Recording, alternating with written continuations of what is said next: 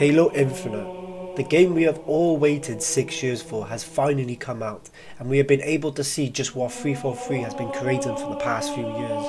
I think it's fair to say it's received fairly good reviews, but we cannot deny it has many issues. I just want to disclose I am a massive Halo fan, and the only reason why I'm making this video is just for the love of the game. Everything I also say is just my opinion, so without any more disclaimers, let's get right into it.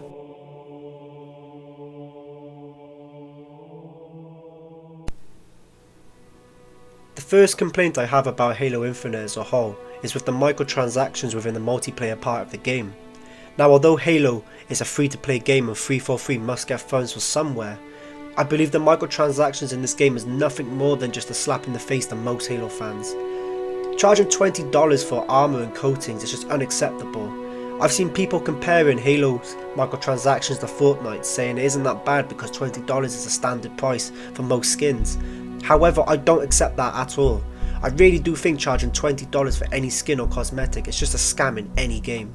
$20 used to be a standard price on most DLCs, but now a simple skin or cosmetic is this price. We really are letting companies rise prices over more stupid things, and we have to stop leaning in. The days of earning and grinding in video games is almost gone. I say almost because the grind is still kind of there. However, the grind is associated with stupid and tedious things such as grinding in a battle pass with challenge swaps and armor that you're never gonna use or want. Halo reaches the pinnacle of grind because the credit system and leveling made it all worth your while, and you ended up respecting other Spartans when you saw them wearing certain pieces of armor or being a certain level. Now you almost feel sad seeing somebody with cool armor, knowing that they spent over $100 just to get a look that they are satisfied with. The more you look into it, the more you just don't want to play video games anymore, and Halo Infinite is no exception at this moment. Some people are confident 343 will turn this around, but I'm not so sure. To be fair, they have already made the level in the battle pass easier with easier challenges. However, this is still bare bones compared to how Halo Reach was.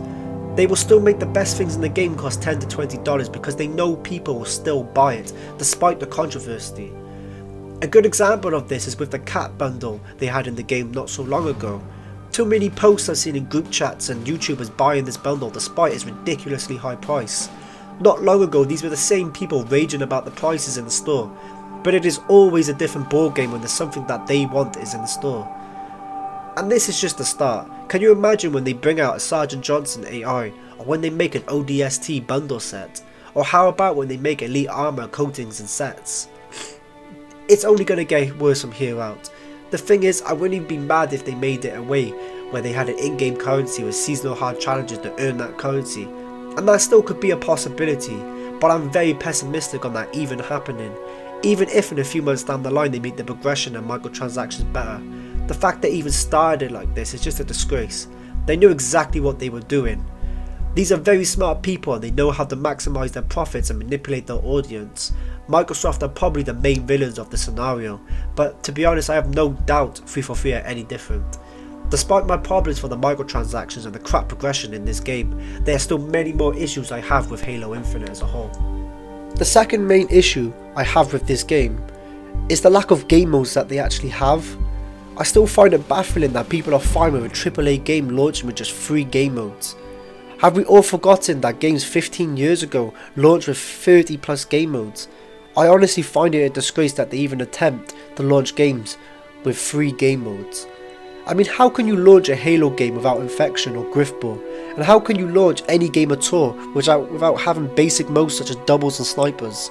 It's honestly like, it's not even like it's hard to make these game modes. Again, games 15 years ago had no problem making modes such as these. What made Halo 3 and Reach so good was having a huge variety of game modes. I remember loving a chilled Friday night on Reach, being able to switch between any game mode I want, from Infection, the big team battle, the shotty snipes. Now I'm forced to play 3 game modes. And I understand they do technically have more modes, but honestly, why am I forced to play Capture the Flag when I just want to play Slayer? The game is an absolute mess when it comes to game modes, and I haven't even mentioned the fact that they don't have any custom browsers or any Forge or even any Firefight. We're literally paying $60 for a game that is in an alpha state. And I say an alpha state because I have no doubt that all the features that I mentioned will be implemented eventually and the game will be a full game. In fact, to be honest, I think they deliberately do this so it brings back players on a regular basis.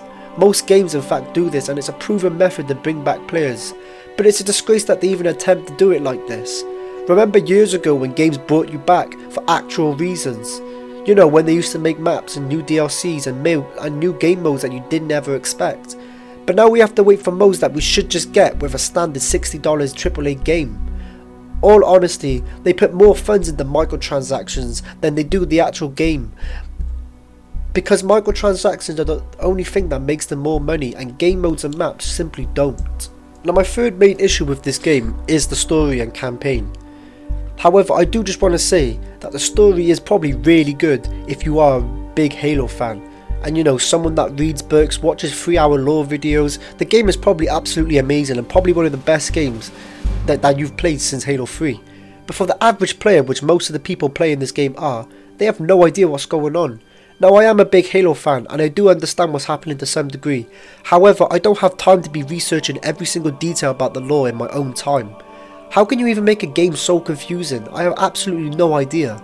So many big YouTubers and Twitch streamers that I've seen playing the game and campaign get so bored and lost because they don't understand anything that's going on.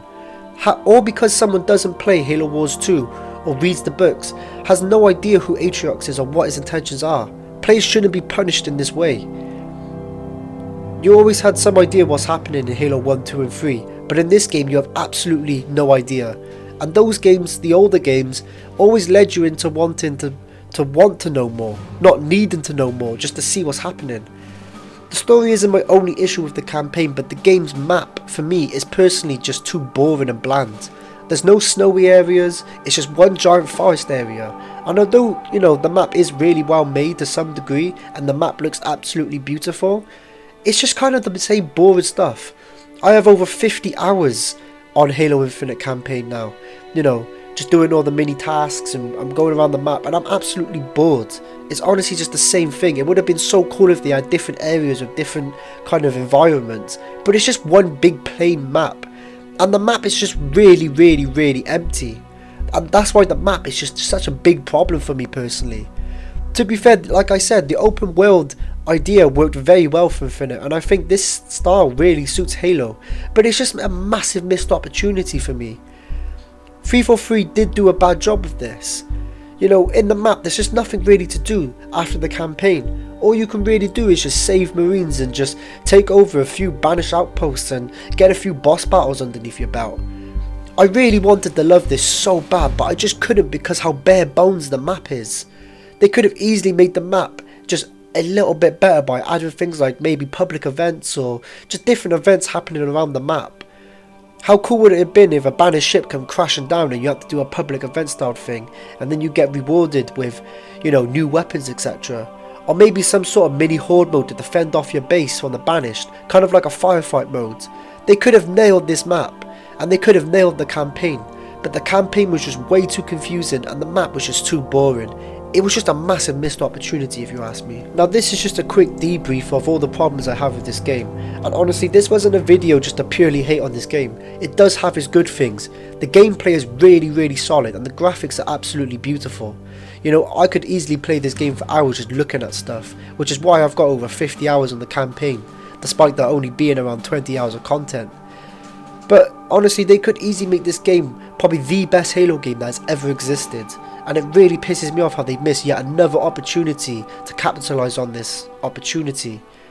The campaign is really fun for most Halo fans, like I said, but it's just so confusing for the average player, and the multiplayer is absolutely great, probably the best multiplayer we've had since Halo 3, but there's not enough game modes to justify that, and the custom browsers really need to be implemented as soon as possible with servers. Because one of the best things and one of the things that make Halo Halo is the custom games, and especially the Forge to go on top of this. Now all of this should have been at launch, I don't care what anybody says. This game has been in creation now for 6 years. They've had 6 years and hundreds of millions of pounds with the backing of Microsoft to make this game, and they still haven't been able to deliver on their promises. I really hope in the coming months they do quickly release these updates, but like I said, this is all just planned and they always know what they're doing. This will inevitably bring more players back, but let's just hope Halo Infinite from here on out can be the best it can be. I'm sure it will. And again, everything I have said is just my opinion. I really don't want anybody thinking that, this is the only way the game is being seen, because it's not. A lot of people are really enjoying this game, and I'm so happy for you. But I really think even if you are really enjoying this game, you cannot deny that compared to previous games, there's just no content, or very much lack of content. So let's again hope to see now in the next few months that there is more content in the game so we can enjoy the game more. And let's just hope the microtransactions get fixed. Anyway, thank you for watching. Let me know what you think in the comments down below, and I'll see you guys in the next video.